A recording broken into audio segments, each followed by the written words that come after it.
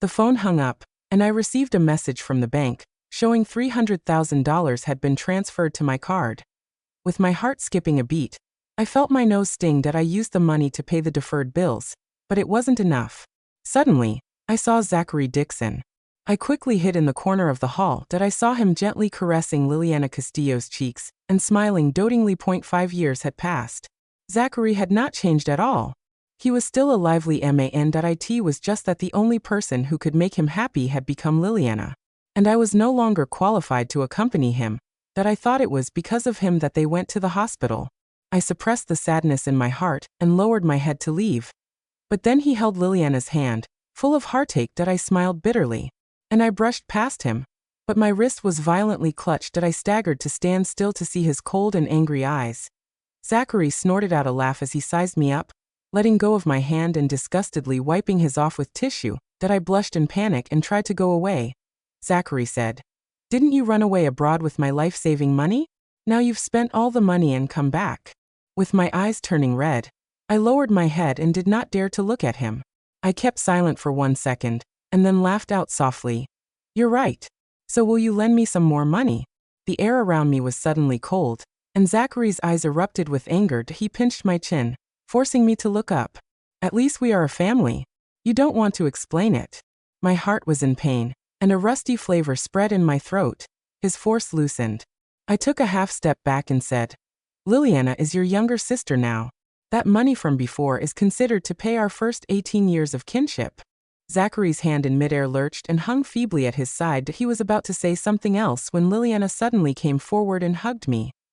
"You're Kirsten."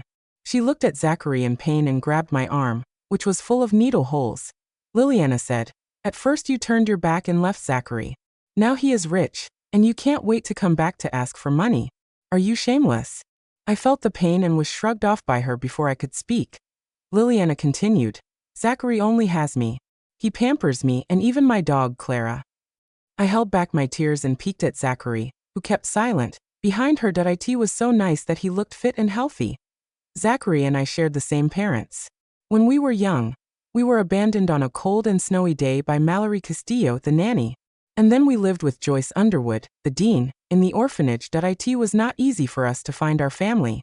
We only enjoyed 3 years of happiness. My parents went bankrupt and jumped off a building, leaving us to fend for ourselves. He dropped out of school to pay for my education, working day and night on a dozen part-time jobs. On the day when the debt was paid off, and I was admitted to a prestigious international school, he suddenly fainted and was diagnosed with hereditary congenital heart disease. At that time, Zackary's heart was failing, and the huge medical expenses almost emptied all our money. In order to let him get treatment, I secretly withdrew from school to get back the $100,000 tuition fee.